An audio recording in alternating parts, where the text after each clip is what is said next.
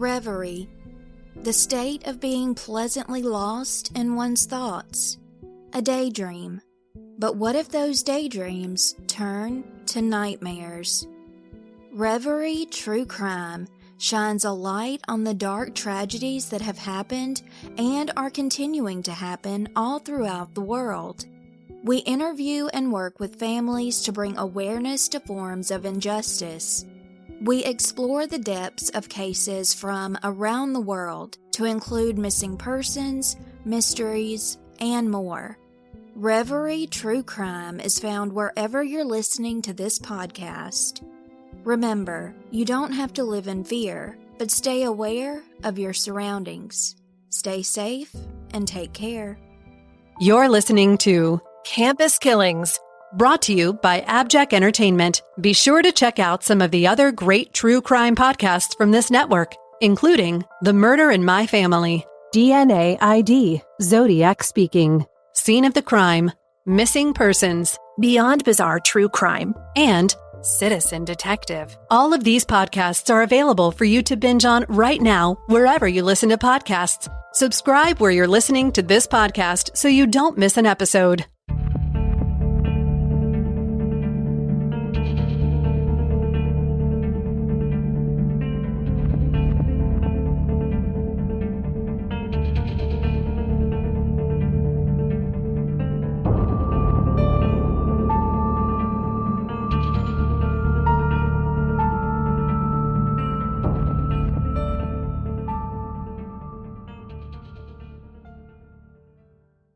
Today's case takes us to Etna, New Hampshire, 4 miles from the Dartmouth College campus in Hanover, near the Vermont border. Dartmouth has 5,600 students and is the anchor of the quaint New England town. Hanover and the nearby village of Etna are considered so safe, people leave their cars running at the post office. Etna's, just for point of reference, Amy, Etna's so small it only has one commercial enterprise, and that is the general store. You've been to towns like that, I'm sure. Yes, that's cute. Etna in particular is considered a more high-end area. Hoff and Susanne Zantop lived in a one-story contemporary home on a 3-acre plot of land on Trescott Road. The Zantops had neighbors, but their house was set down a hill from the road and was virtually invisible to passersby. This is one of the factors that led police later to think that maybe they were targeted because they were not, so visible. Hoff and Susanne were both originally from Germany, but they met at Stanford University in the mid-60s. Hoff was a graduate student. He had his BA in geology from Freiburg University, but was getting his doctorate at Stanford. Susanne was at Stanford working towards a master's in political science. Hoff finally earned his doctorate in 1969, and the couple married in 1970.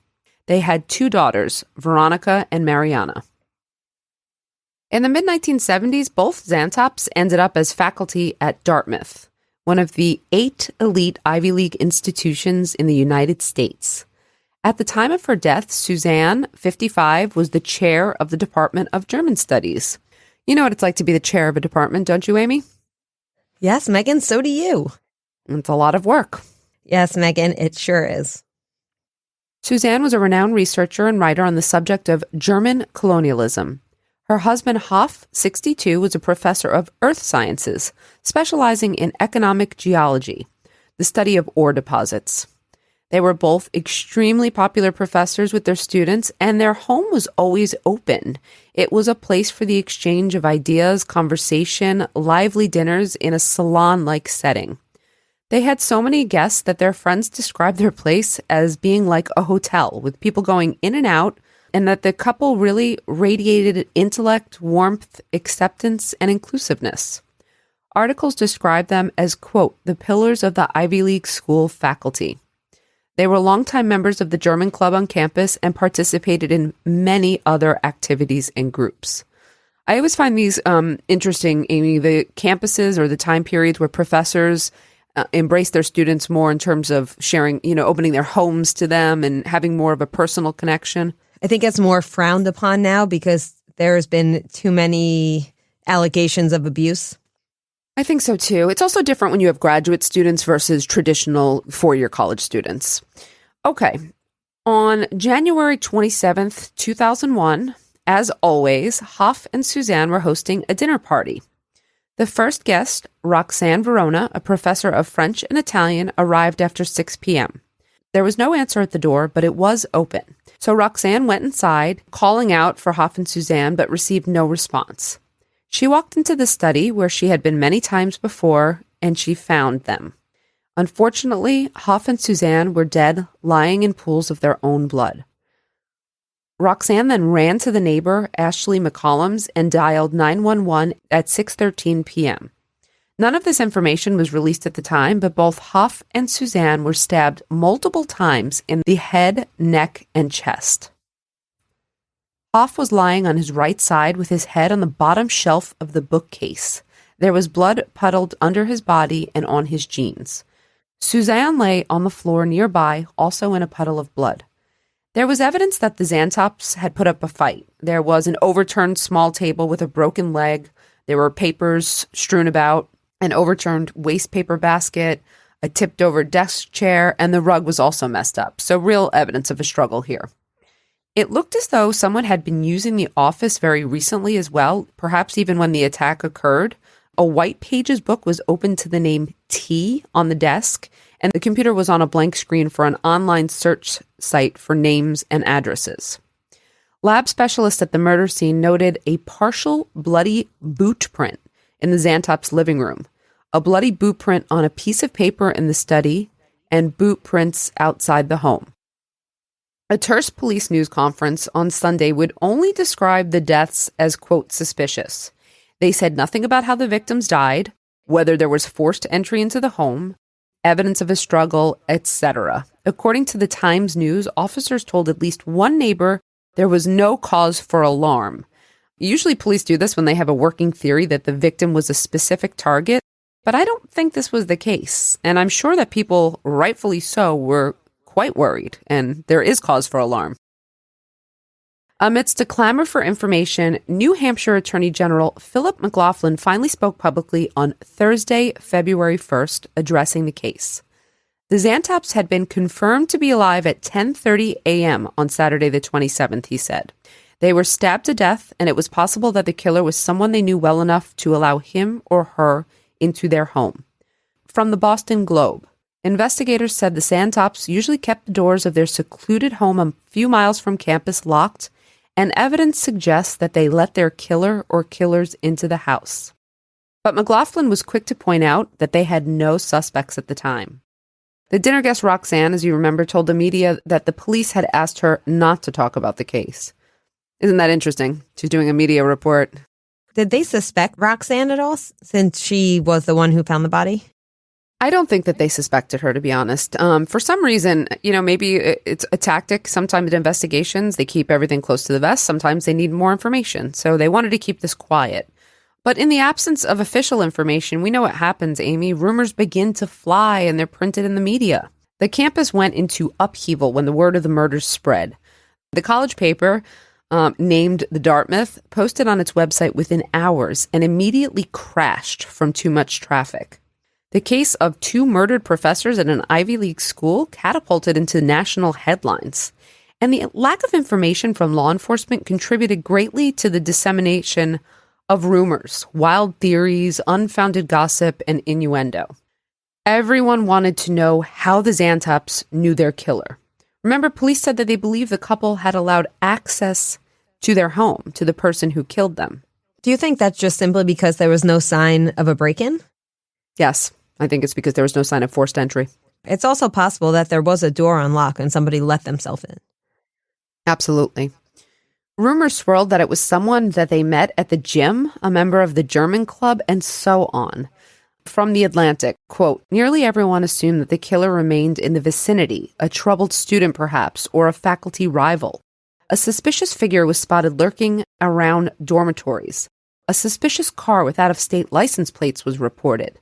When the FBI joined the investigation a week later, the range of conjecture went national and then international. Theories of a Holocaust tie-in circulated. The Zantops were political liberals who often argued that their native country should be more forthright in confronting the evils of its Nazi past, had they been murdered by a vengeful neo-Nazi. End quote. Wow. Okay, lots of theories. Yeah. ABC News primetime show ran a story about a link between the crime and neo-Nazism. This wild theory was bolstered by mention in prosecutorial documents, these documents that were released in March 2001, that the Zantops were killed on the anniversary date of the liberation of Auschwitz, and that Susanne Zantop, quote, had an entire bookcase regarding the Third Reich in Germany in her office located at Dartmouth College. Coincidence, I'd say.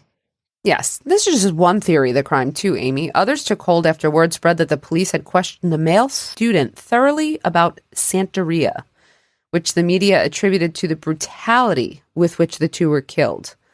Other students had also been interviewed, and the New York Post ran an article citing police efforts to locate a student who had recently had a very vocal, threatening argument with Hoff Zantop, one that had been reported to school officials. Other media sources reported that a paranoid bipolar student of Hoff's had come for him. A former dishwasher in the dining department, Ludwig Pohlmann, was questioned because he had ranted about the school online. Finally, one male Dartmouth student, Pedro de los Santos, was labeled the chief suspect by the Dartmouth after he told the paper police interviewed him for 4 hours and confiscated his knife. They had singled him out because he had a scratch on his face, which was reportedly from sledding, but he had been talking to Hoff on the day before the killings. Now, Amy, police are just doing their jobs, right? Looking into all of this, of course. But the Dartmouth community was shaken by the idea that two esteemed faculty members could have been murdered by one of their own. And everyone was looking for a reason, right? We always want a motive. Why would this happen? Why was this lovely, warm, non-threatening couple stabbed to death in their home by someone they appeared to have let in? It got even more outlandish, though. The Salina Journal reported that police discovered that a rental car had been returned at the Manchester airport that had a suspicious stain in it. It had been driven by someone traveling from Arizona. Rumors swirled that investigators from New Hampshire had traveled to Arizona to conduct an interview with a professor in Arizona. His name was Stanley Williams, and this was true. Stanley Williams had earned his PhD at Dartmouth, and his wife was Hoff's advisee. He told investigators that he'd been in Hanover on the weekend of the murders for his mother's 90th birthday. And Professor Williams said he and his wife had seen the Zantops that weekend during their visit to Dartmouth. All of this seemed particularly intriguing. All of this, because Susanne attended an academic conference outside Tucson from October 19th to October 22nd, just a few months earlier. But that stain in the car, Amy, turned out to be some spilled moose stew. I'm sorry, moose stew? Yeah, interestingly, specifically moose stew. Okay. I didn't know that was a thing. There was no connection to the Zantop slaying, but the Concord Monitor reported, quote, the investigators came and left Arizona quickly. The media did not. Reporters descended on the Williamses. The Arizona Republic and local TV stations picked up the story. Some reporters even camped on the Williamses' driveway. The Boston Globe piled on, running a story with the headline, Love Affair Eyes in New Hampshire Killings. Husband involved with unidentified woman. Citing unidentified law enforcement officials who were quoted as saying that the murders likely resulted from an adulterous affair between Hoff and an unidentified woman. It's so unfair the way that the media does this to victims. It just drags them through the mud.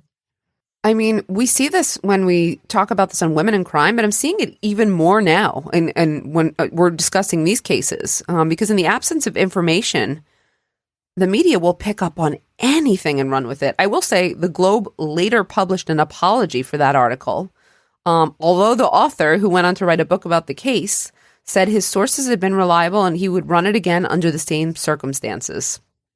After the Globe story about the love triangle, Professor Williams' wife, Linda, was harassed by some media outlets as to whether she was the person having the liaison with Hoff, though. Linda wrote a letter to the Dartmouth, which had run the story, saying, quote, look what you have done to our lives. Because of a moose stew stain, you have slandered my husband's work, insinuated he was the suspect in a murder, and accused me of having an affair with my advisor. This is extremely damaging. Look at the lives that are taken down on just rumor and speculation. There was no real evidence, Amy, to suggest any of this was true. The problem was that even with 35 state and local investigators working the case, the public was getting no information, so it seemed like nothing was being done. Investigators executed search warrants at the Zantop's homes and their offices, which is standard, looking for clues as to who might have killed them. But the affidavits accompanying the warrants were sealed. So again, no information. It's not that they maybe don't have any evidence. It's not they're not releasing it. They're not telling people what they have. They remain tight-lipped about all these behind-the-scene inquiries, to the point that newspapers were running stories weekly, theorizing that investigators were out of leads. They were at a standstill. Kelly Ayotte, the head of the New Hampshire AG Homicide Division, who would be the lead prosecutor on this case, countered that the investigation was far from cold and pointed out the large numbers of law enforcement personnel working this case.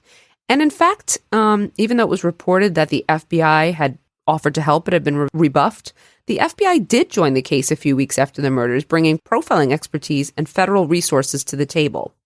A press release stated that the FBI believed the killer may be exhibiting behavioral changes, have fresh cuts, bruises, or wounds, missed work or school, or left the area in haste. Sounds typical. They always say the same few things. I'm not sure that ever actually leads to a suspect either. Does it? It seems like it's always the same profile. Like what you just described, it sounds like it's the same few items that are always said. Well, I have to be honest, I don't think though that was a good profile, because it's obvious that they're going to have wounds or bruises or scratches. That's not really a profile. That's just what you would expect after a violent encounter. So I don't think this was a very strong profile or very helpful. But we don't know if that was the complete one either. And it wasn't really reassuring to the public that on February 9th, more than a week out, investigators asked the public to call in tips about any unfamiliar cars seen in Etna or any strange behavior among those who knew the Zantops. And they would not rule out the investigation going international, given that the Zantops were renowned in their native land. It didn't seem that they knew which avenue to pursue, to be quite honest. It almost seemed like they were flailing around. Doesn't this sound a bit to you like a recent case we just covered? Which one was that? The Jane Britton case. It's almost the same exact issues. The same exact issue with not knowing what happened, so just throwing everything at the wall to see what sticks. I agree. But also remember, we're only a week into the investigation. You know, it's not like TV, right? We don't have a crime solved in a week. There's a lot that has to be done. Think about all the interviews, all the scene processing. This is the era of 2000s. So let's see if we're going to have some, biological material at the crime scene. And behind the scenes, Amy, there was a whole lot of good old-fashioned detective work going on, which did solve the case fairly quickly. Just going to give this away a little early on. And now, a brief word from our sponsors. We want to take a moment to tell you a little bit about our friends over at CrimeCon. What is CrimeCon, you might ask? It's only the greatest convention in the world of true crime, where thousands of people come together to discuss their favorite cases, rub elbows with some of the biggest stars in the world of true crime, and interact with some of their favorite podcasters. CrimeCon is a great place to meet people just like you who have an interest in true crime, and you get to hang out with some of the biggest names in true crime. People like Nancy Grace, Paul Holes, and Dr. Henry Lee, just to name a few. It's a 3-day event, and the next one is less than a year away. CrimeCon 2023 will be in Orlando, Florida, at the World Center Marriott, September 22nd to September 24th, 2023. And listeners of Campus Killings can save 10% on your standard badges for CrimeCon 2023 when you use our promo code at checkout when you go to crimecon.com. That promo code is Campus Killings, all one word, no spaces. Book your trip now before spots sell out, and who knows, maybe we'll see you there in September. Initially, investigators leaned toward the couple having been targeted because the crime was too outlandish to be random, but they quickly discovered that it was random. So here's what was actually done in the first few days that nobody knew. The investigators sent the bloody partial boot print taken from the paper in the study, the living room, and outside the house to the FBI to run through the agency's database on soul patterns. I didn't know they had a database on soul patterns. Have you heard that? No, I did not know that. And the reason it's so interesting is because it came back to a Vask hiking boot. So they were able to trace the actual type of shoe, which I think is fantastic. The most important piece of evidence found in the home office There were 2 empty knife sheaths that were identical model and color with black straps and distinctive markings. They were made of a material called Kydex that was used specifically for this kind of knife and bore logos reading SOG Specialty Knives. The sheaths were for a specific model of knife, the SOG Seal 2000. So this is very helpful. The New Hampshire Deputy Medical Examiner, Dr. Thomas Gilson, determined that a knife of this type was consistent with the wounds suffered by the couple. Investigators believe the killer was likely a man based on the size and weight of the 12-inch blade and the blade the sheaths were made for. This from the Concord Monitor, which broke down the information in the arrest warrants. Between February 2nd and February 15th, investigators tracked the sale of knives from SOG distributors. And they got lucky when they contacted a localish online seller of SOG knives, Fox Firearms, based in Massachusetts. Quote, of the company's 84 online sales, only 1 involved the purchase of 2 identical SOG Seal 2000 knives. The buyer was someone named Jim Parker. He paid with a $180 money order and requested 2-day delivery. The knives were shipped to James Parker, 10 Bradshaw Cross Road, Chelsea, Vermont. The date of purchase, January 7th, 2001. This is huge. They've literally identified the owner or the buyer at the very least. On February 15th, investigators went to the address the knives were sent to in Chelsea. It was a modest residence. They spoke with James Parker, who was age 16, in the presence of his parents. James said that he admitted that he bought the knives, and he said that he had brought them to his friend's house. He and his friend Robert Tulloch used the knives in the woods, cutting saplings to build a fort, was what he said. But they decided that the knives were too heavy, so James resold the knives for $60 each to a man in the Army-Navy store in Burlington, Vermont. James admitted that he hadn't told his mom about buying the knives because he knew that she would be upset. James and his father, John, traveled to the sheriff's office in New Hampshire so James could voluntarily give his fingerprints. He told the police that he didn't remember where he was on the 27th of January, so not great in terms of alibi.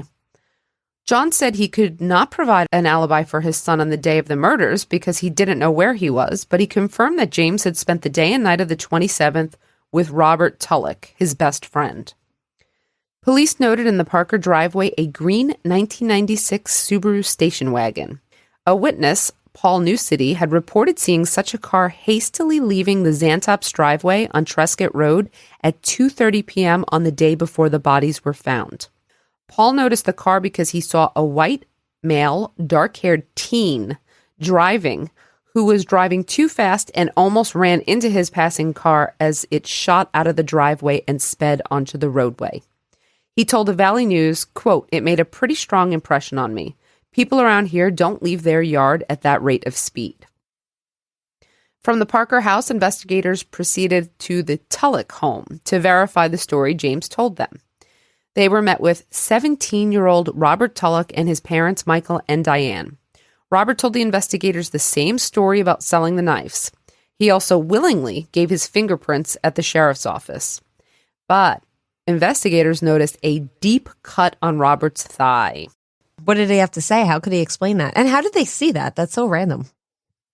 Oh, I'm sure he was wearing shorts if that's the case. I would imagine, right? But actually, it was winter. Question. Who knows? Yeah, I don't know. Okay. They did notice it, though, and what he said was that he had cut his leg accidentally with a hunting knife. No further explanation. His parents signed an authorization for the police to collect his footwear, which included a pair of Vask boots. Remember? Were those boots popular in that area at the time? Do you know? I've never heard of them. I don't know, but the FBI had, remember, their sole analysis revealed that that was the type of boot that was used. So, this is not looking very good. And what happened? Fingerprints on one of the sheaths were a match to James. Investigators could find no connection, though, of either teen to the Zantops or Dartmouth. So the shoe print didn't go anywhere. I'm assuming they'd be able to find if there was blood on the shoes. No, the shoe print is going to go somewhere. Hold tight, Amy. I know.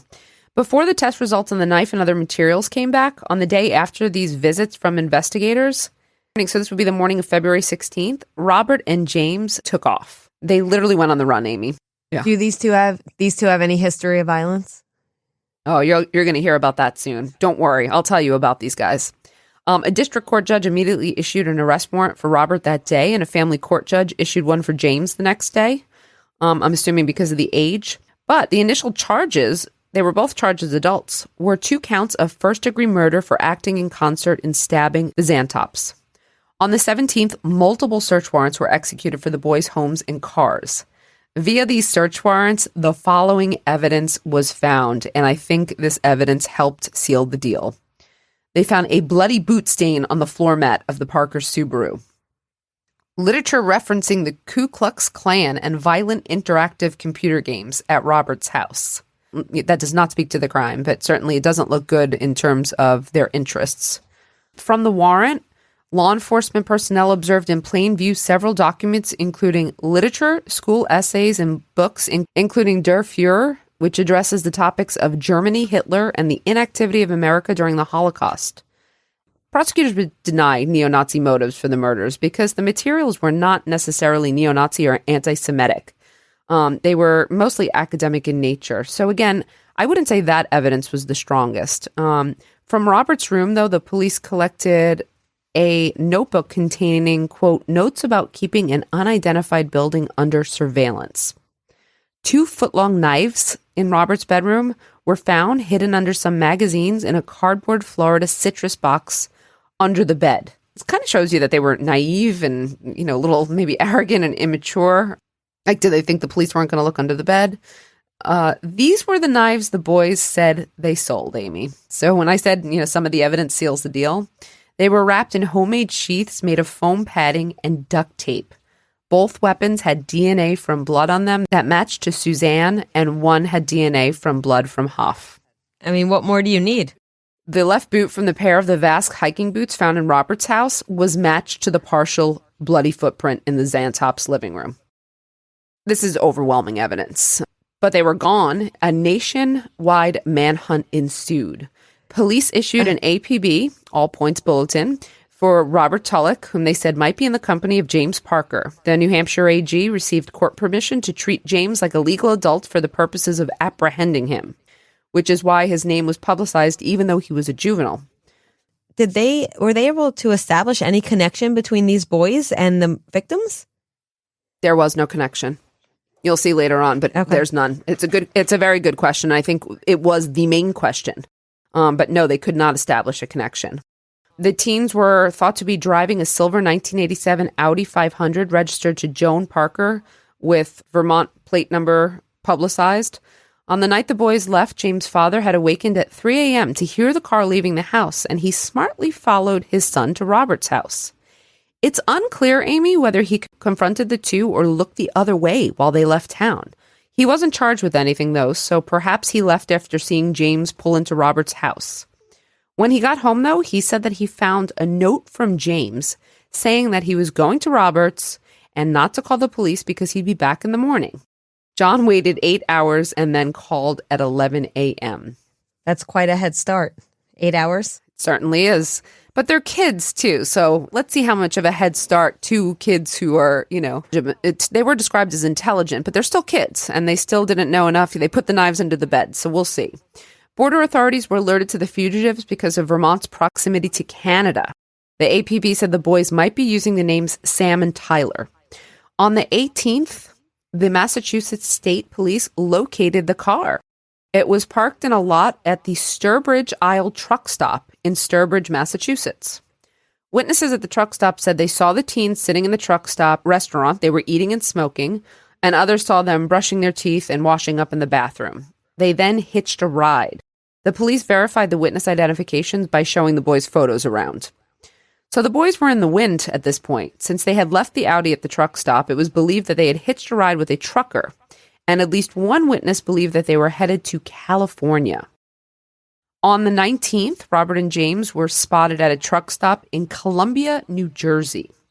I live right near Columbia. I didn't know there was such place. I know. That's because you don't live in the part of Jersey that's all the way near Pennsylvania. The New Hampshire AG, Philip McLaughlin, informed the media that the teens were hitching rides at truck stops on interstate highways and everyone should be on the lookout. But it was quickly over. Just as it began, by the 20th of February, it was over. Headlines blared that James and Robert were apprehended at the Flying J truck stop on I-70 in Newcastle, Indiana. The diligence of one particular law enforcement officer was credited.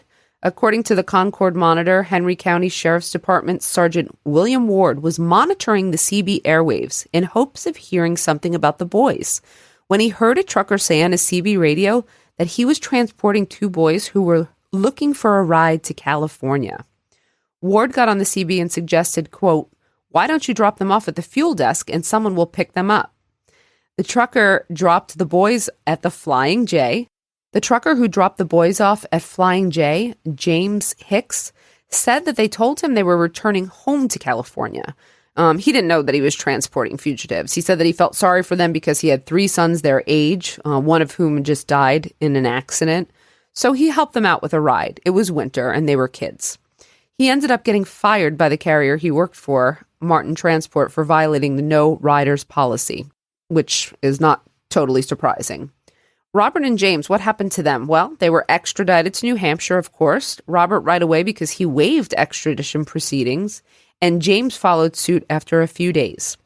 In court for his arraignment on February 21st, Robert smiled slightly at his parents and acknowledged that he understood the charges.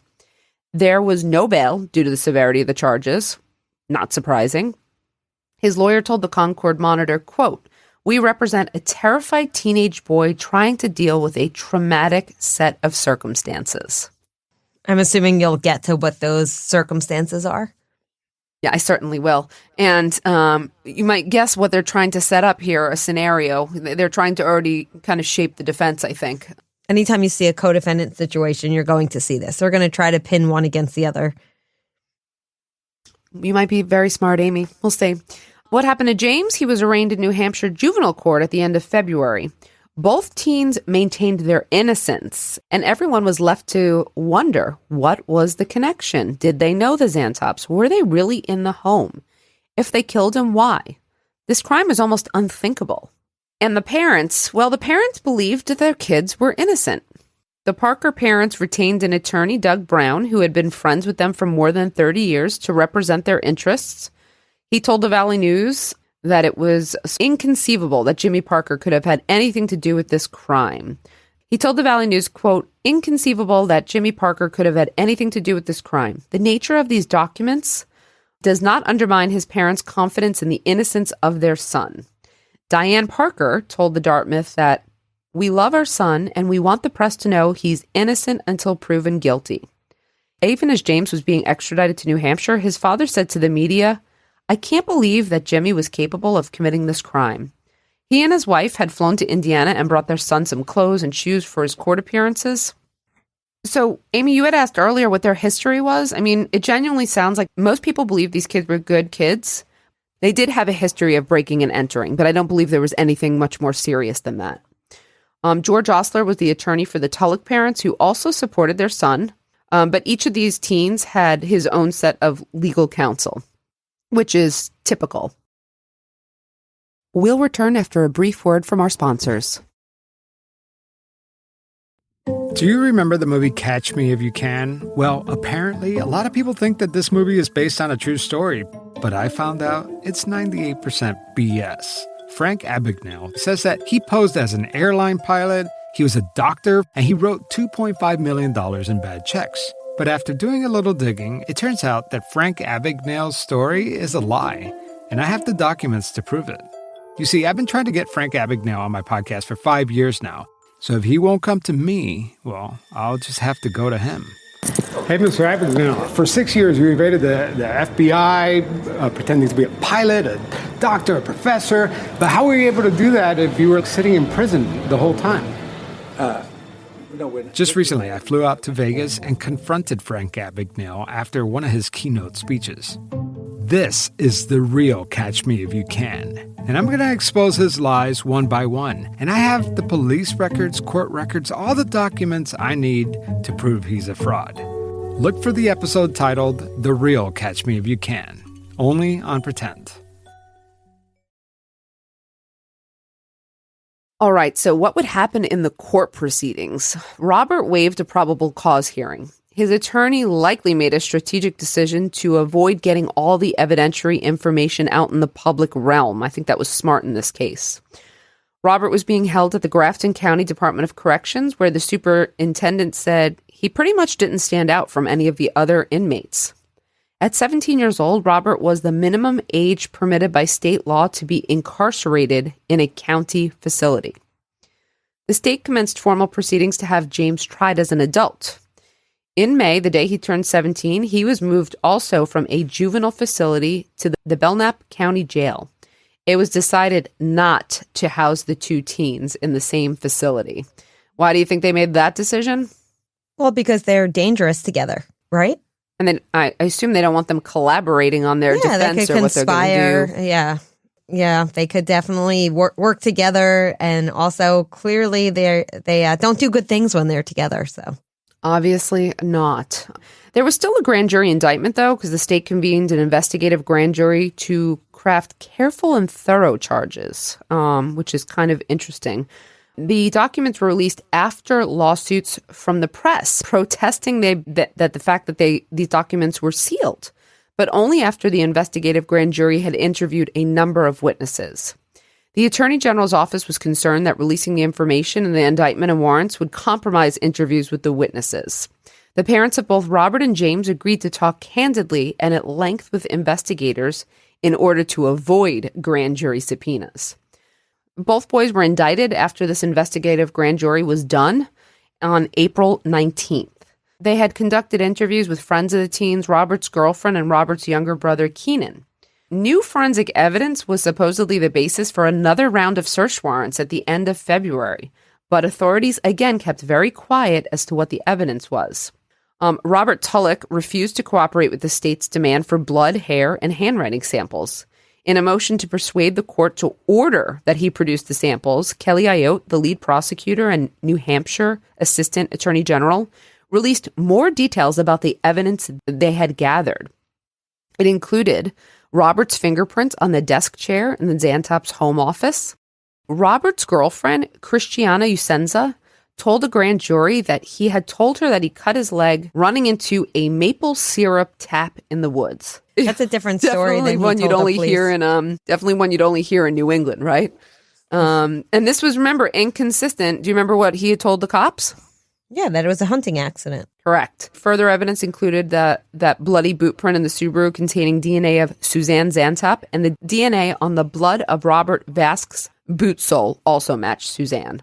Additionally, one of the SOG knives found under Robert's bed actually contained DNA from both Hoff and Susanne. Well, earlier they had said that it was only Suzanne's blood that had been found on the knives, so now they are saying that it was both of theirs. So that is somewhat new. And a new indictment against Robert was handed down later and unsealed in February 2002.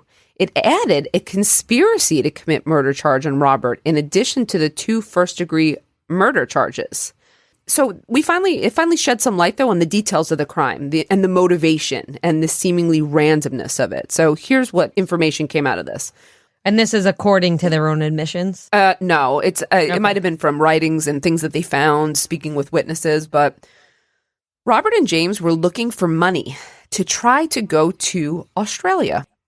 Their general plan, first made in June 2000, was to knock on people's doors, get invited inside, and kill them after stealing their ATM cards and obtaining their PINs. Okay. You look shocked. Yeah, because Listen to this, Amy. They dug a grave in advance for a victim who would later be determined. They had tried 4 other homes in the 6 months leading up to the murders. The homes were in Vermont and New Hampshire, near the teens' hometown of Chelsea. Megan, didn't you say that these boys were let in to the home? It doesn't seem like they broke in. You'll see.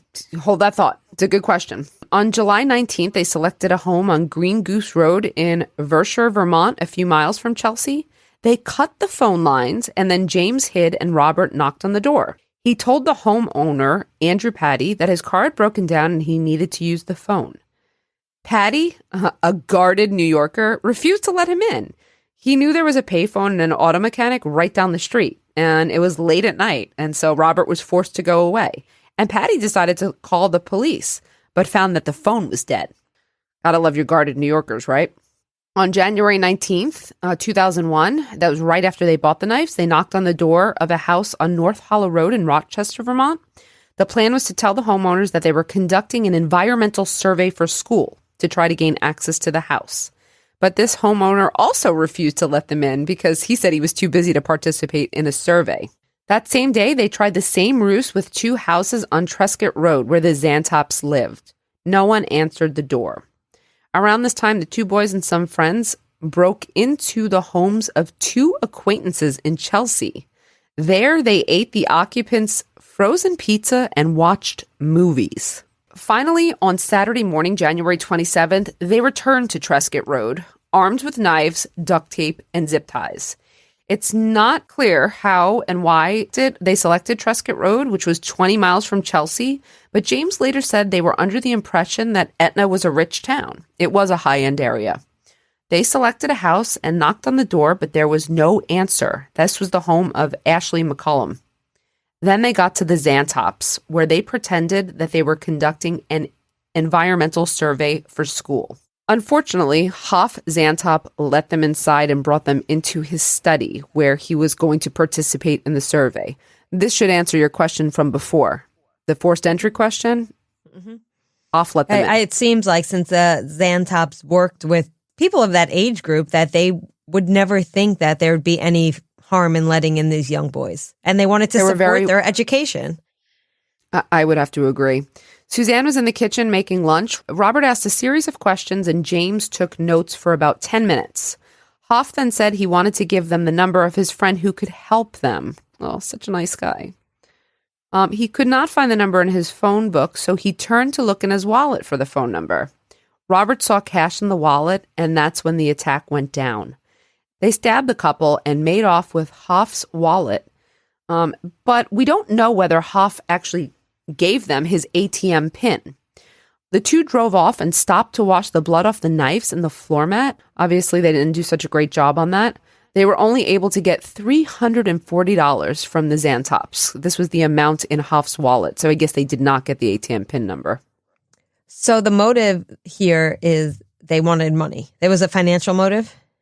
That's correct. And they were planning all along, were they planning that they were going to also murder their victims, or it just seems like that escalated quickly. It escalated quickly, yeah. But it did sound like they dug a grave. So yeah, they were planning to murder their victim. Yeah. Yeah, but they didn't try to take the victims. Like the victims were found in the home. It's not like they took the victims to the grave.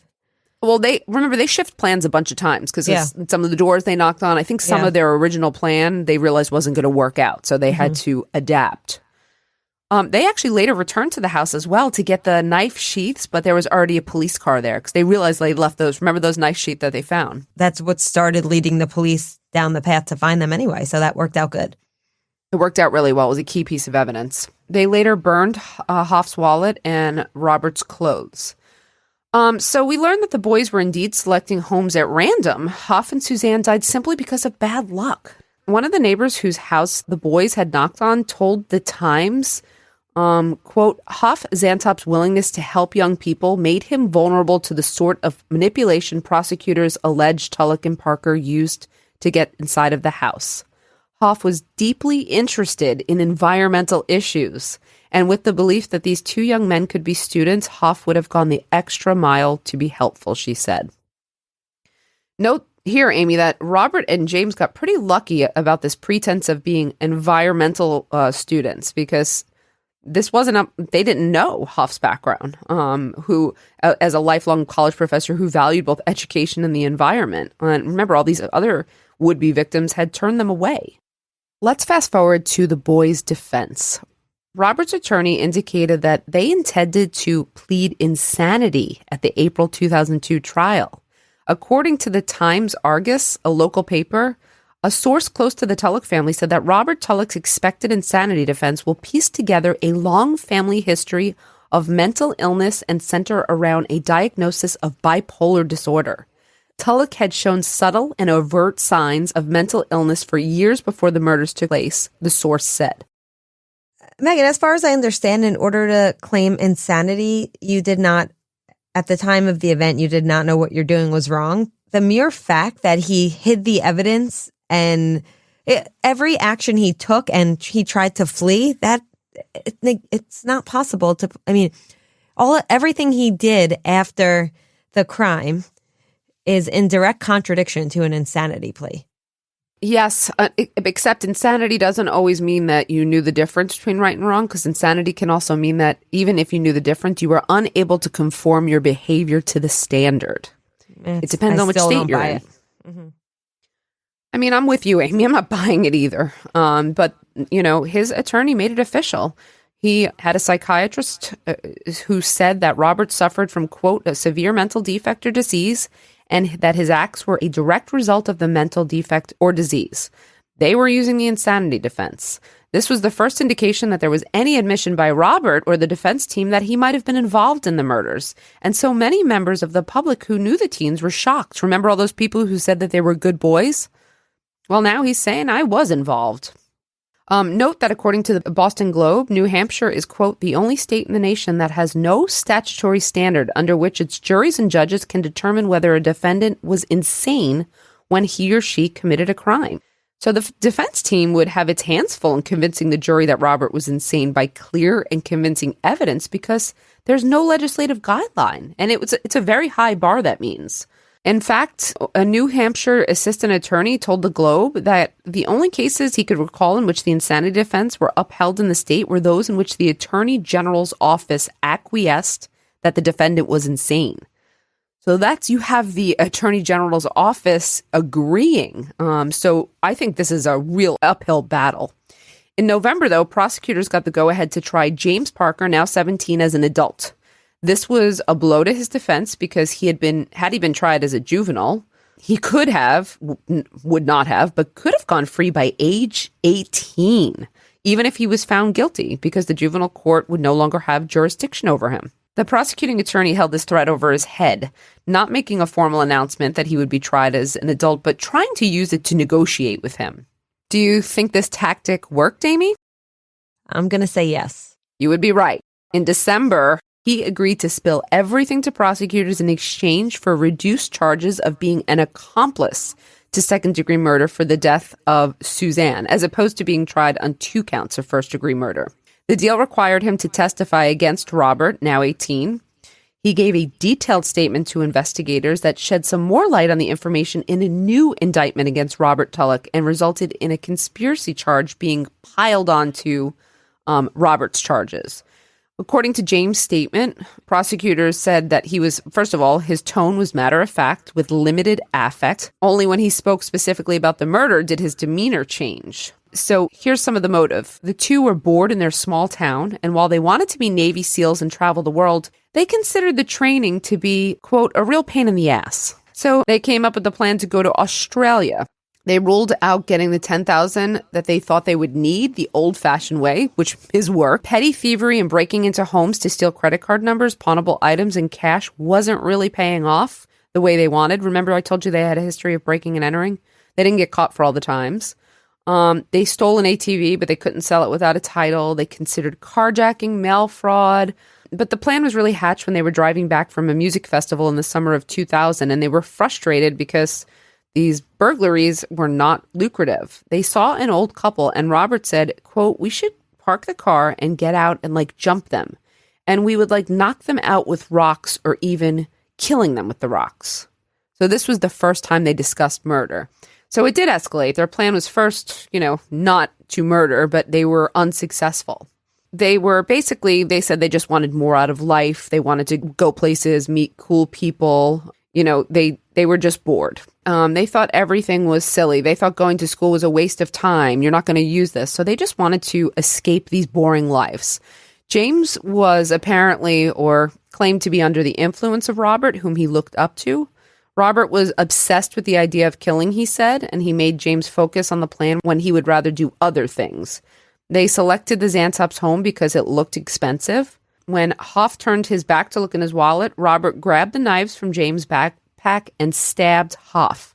James said, though, that he had momentary second thoughts as Hoff was very nice. So James said that he had like momentary second thoughts, but he also said that he didn't really feel anything as he watched Robert stab Hoff in the chest. And he said that Hoff, began screaming terribly. Susanne ran into the room and at this point fell to her knees while Robert was still stabbing Hoff. He yelled, "Slit her throat" to James, so he did after hesitating for a split second. So both of them really participated in or carried out the murders. Robert then proceeded to stab Susanne in the head repeatedly. Robert later told James that he didn't know why he went into such a frenzy. He said he went animal. Afterwards, they agreed that the murders were too easy, but James said that they were, really scared about it. This isn't the real way they wanted to make money, that they were naive. But they also didn't think they were going to get caught, Amy. It wasn't until they realized that they had forgotten the knife sheaths that they were worried, but they were scared to go back right away because they didn't want to see the bodies. I feel like this is very mixed, just so you know. It's like they don't feel anything, yet they're scared. It was too late, as I said. The police were already there. The next day, they looked in Barnes and Nobles for books on how soldiers deal with killing, because I guess they were looking for ways to cope. And they decided that they were going to go on a road trip out west. On January 31st, they drove the Audi from the home to the bus station, and James registered the Audi to be parked in a lot for about 2 weeks. They then purchased 2 round-trip bus tickets to Amarillo, Texas, because the tickets to California were too expensive. I don't know how far the boys got, but they returned to the bus station within the week and asked for a partial refund because their trip had been impeded by bad weather. They later told friends that they decided to go home because the cut on Robert's leg got infected. James said the stress began to take a toll on their relationship. And he said that he began to recognize some things he didn't like about Robert, which I'm glad to hear. Like that on an occasion, he hit his dog and constantly talked about killing. There have definitely been a couple of cases where we've seen double perpetrators, like the Slenderman case where one was a leader, more so the leader. And it seems, according to James, that Robert was in this case. Yeah, anytime you see multiple offenders, there's always a ringleader. And now, a brief word from our sponsors. Okay, so after cooperating, James waives an indictment and he pleads guilty to 1 count of being an accomplice to second-degree murder. His lawyer wrote, quote, "Jimmy has made the decision to accept responsibility for his actions and is hopeful that the plea will enable his family and that of the Zantops to begin the healing process." Kelly Ayotte, the lead prosecutor, said that the plea agreement and reduced charge were appropriate because James was only 16 at the time of the crime and had demonstrated willingness to take responsibility for his actions. Some are really angered by this plea agreement because it had been leaked by a couple of news sources that James was the one who killed Susanne, and many people thought that he got off way too easy with a mere accomplice charge. But let's see what happens at sentencing. Robert's lawyers dropped the insanity defense, and they agreed to a deal in late March 2002. Prosecutors dropped the plan to have James testify against Robert when Robert dropped his insanity defense. At that time, James was sentenced as an adult to 25 years in prison. He was crying and emotional. He said that he was sorry and there's just not more that he could say. In contrast, Robert was presented as someone who was kind of an iron cold killer. He supposedly locked eyes with his sisters and the Zantops family and friends. They said that he had a smirk.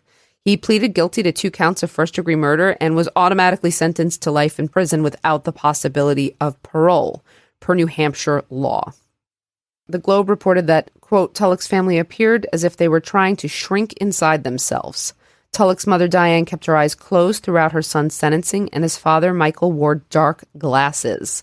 Tulloch himself never saw any of that. He never turned back to look at his family, and after the hearing, they drove away without word. In contrast, Parker's mother, Joan, cried openly while her son struggled through his apology.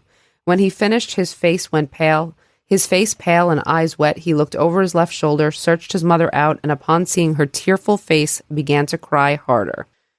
The Parkers addressed the media after the court hearing, saying, quote, "I'm Jimmy's father. On behalf of my wife, Joan, we are very sorry." Joan said, "We hope that in time, the ones so deeply hurt by this will be able to find peace in their hearts." Both men were immediately moved to the New Hampshire State Prison in Concord, where they reportedly have very little interaction. Amy, you had asked me if we were going to talk about their background a little bit. Who are these guys? So let me briefly summarize. They appeared to be normal teen boys. They had been best friends for a long time. They were a bit wild. They had been dealt with a couple times by law enforcement for those breaking and enterings, but it didn't seem anything serious. And every source citing people who knew the kids reported that they were of above average intelligence. Speaking about the families, they said they were normal working class people who seemed unlikely to be raising two killers. And people in town just could not believe that the kids were involved. That, they would say there's no way that these two could be killers. There were a lot of, I'm not going to read you all the reports because there were a lot of reports from people who knew the kids and had nice things to say. No one, not their parents and trained educators, school personnel, seemed to anticipate the trajectory these boys' lives would take. However, Amy, there was Robert's writings. If anyone had kind of looked at them, they would have probably seen that something was amiss. Something was off. He said things like, I'm ready to depart and, I'm enjoying doing exactly what I want. Robert seemed more defiant of authority, so the red flags were there. And Amy, later on, they actually found out, someone reported that Robert was planning to try a prison escape. It seems like he didn't learn very much, and he obviously was not successful. Okay. The thing that also changed, however, these cases came up again in 2014 for resentencing. Do you know why? Do you remember the court case that changed? Remember, they were juveniles. One of them was sentenced to life without the possibility of parole. Megan, you're referring to Miller v. Alabama, 2012? That's correct. The court ruled in this case that it was unconstitutional to sentence minors to life without the possibility of parole. So under 18 at the time to the crime. So obviously their lawyers were going to petition the court. In the fall of 2018, James' attorney petitioned the court, but she was looking for early release, citing that he had been, a model prisoner. He's gotten his master's degree. He was turned his life around. It went, on and on. In the fall of 2018, as I had said, his lawyer petitioned for this early release, but later rescinded the petition and stated that James Parker would remain in prison until his minimum release date in May 2024, and did not plan to appeal the decision any further. In January 2021, on the 20th anniversary of the murders, there was a vigil at the garden named after the Zantops. It was attended by friends and colleagues laying wreaths and flowers and holding candles. Friends of the Zantops raised funds to fund an endowment in the couple's name at Hanover High School, where the Zantop girls, Mariana and Veronica, had gone to school. As pointed out in the book on the case written by two reporters who covered it, it seemed that Tulloch was the leader and he kind of fed off the admiration of his younger partner, whereas it seemed like Parker really wanted the praise and approval of his older mentor. Had they been apart, Amy, arguably this crime would never have occurred. In tandem, they brought out the worst in each other. So I think this could also have been preventable. If the red flags had been seen earlier, if these two had maybe been separated when they were caught with earlier bad behavior, if there had been some intervention, I think it's possible that these crimes could have been prevented just by learning or watching the behavior. And I also think there was some oversight or things missed by, maybe the families and educators. And it is really the tragedy that some of those red flags weren't spotted earlier and, dealt with. I also think, unfortunately, it reminds us that we need to be vigilant. And as much as we want to help people and we want to see the good in people, sometimes because of people like these two boys, we really still need to have our guard up. Yes, I think I would have to agree with that. Thank you, everyone, for listening to today's episode. We hope you'll join us next time on Campus Killings. Campus Killings is hosted by Dr. Megan Sachs and Dr. Amy Schlossberg, with research and writing by Jessica Betancourt. It's produced by Mike Morford of AbJack Entertainment. Be sure to follow Campus Killings on social media. You can find Campus Killings on Twitter with the handle @CampusKillings, or on Facebook by searching for Campus Killings Podcast. Be sure to tune in every other Saturday for new episodes of Campus Killings.